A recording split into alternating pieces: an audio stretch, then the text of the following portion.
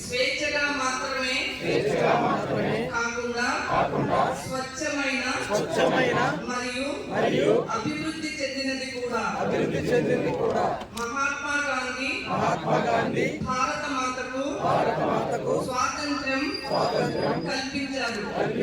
ఇప్పుడు దేశాన్ని పరిశుభ్రంగా ఉంచడం ద్వారా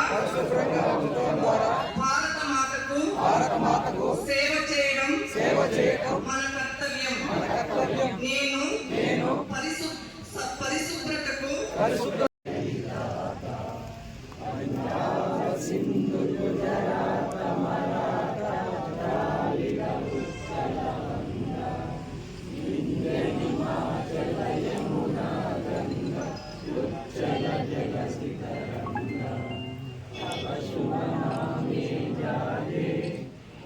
Shubha